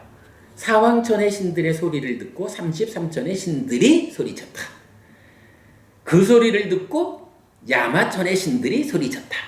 다시 듣고 도솔천의 신들이 소리쳤다. 다시 듣고 화락천의 신들이 소리쳤다. 다시 듣고 타화자재천의 신들이 소리쳤다. 다시 듣고 범신천의 신들이 소리쳤다. 바라나시 이십바타나의 사슴공원에서 세존에 의해 굴려진 이 위없는 법륜은 사문이나 바라문이나 신이나 말하나 범천이나 세상의 그 누구에 의해서도 뒤돌려지지 않는 것이다 라고. 자, 여기 보면 이제 타화자재천하고 범신천이라 나오는데, 타화자재천까지는 하늘이라고는 해도 아까 말씀드렸던 욕계, 소유적인 삶, 그리고 색계, 무색계, 존재적인 삶, 이런 부분에서 소유적인 영역, 욕계에 속한 하늘이죠. 그런가 하면 마지막 나온 범신천부터는 색계 하늘의 출발이죠. 그러면 범신천의 신들이 소리쳤다라고 하는 이 이야기는 뭔가요?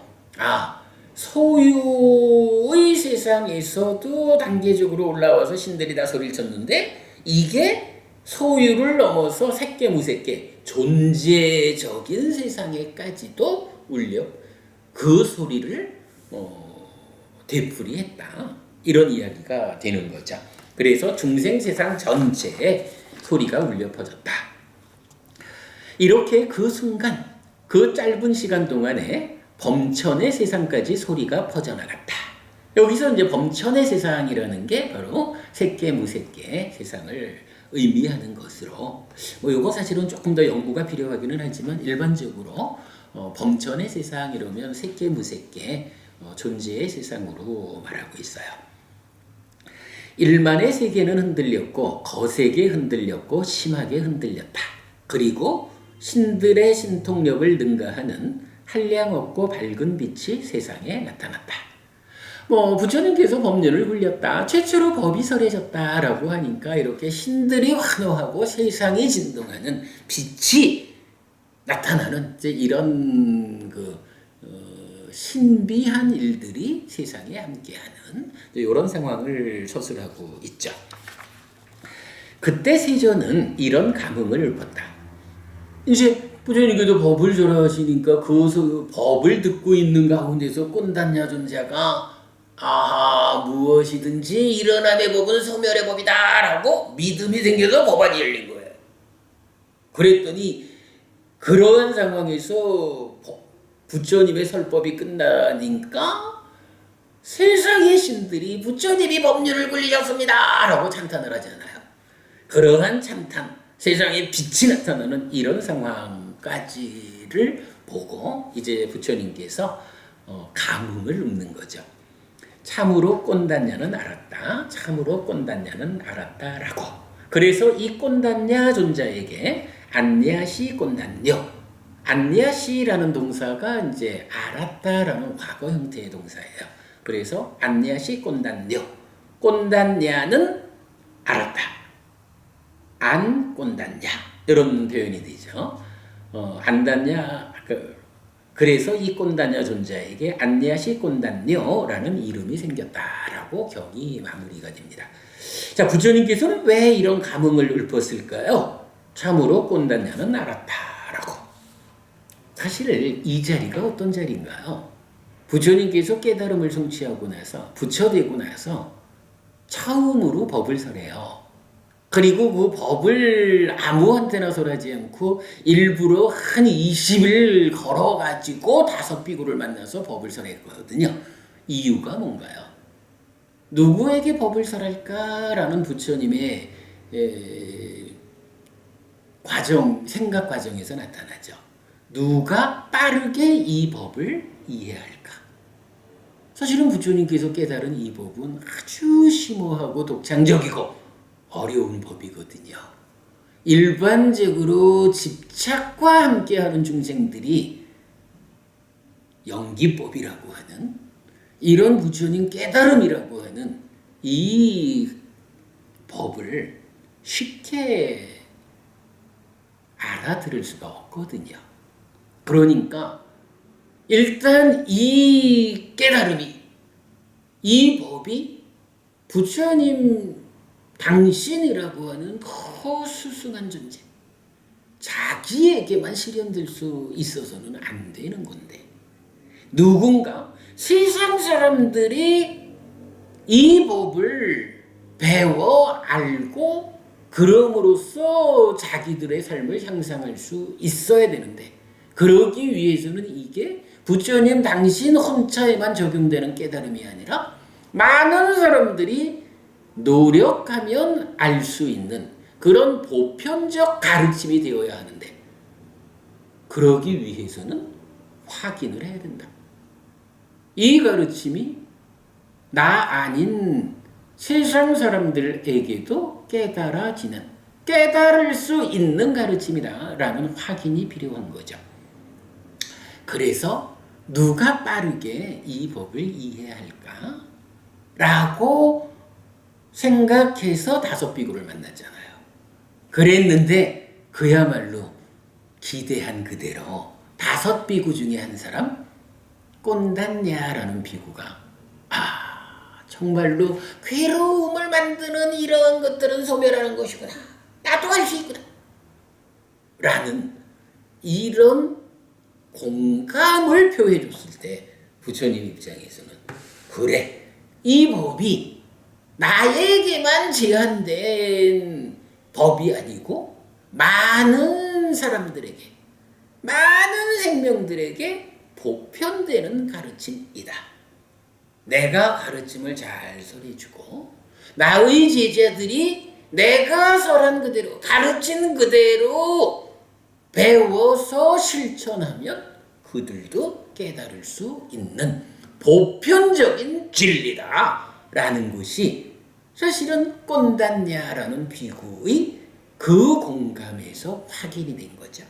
그러니까 부처님께서 참으로 꼰단냐는 알았다, 참으로 꼰단냐는 알았다라고 감흥을 읊었다. 부처님도 흐뭇하셨겠죠. 그런 과정이 있었기 때문에 지금까지도 부처님 가르침이 우리한테까지 전달되어 온다. 이렇게 보면 되겠죠.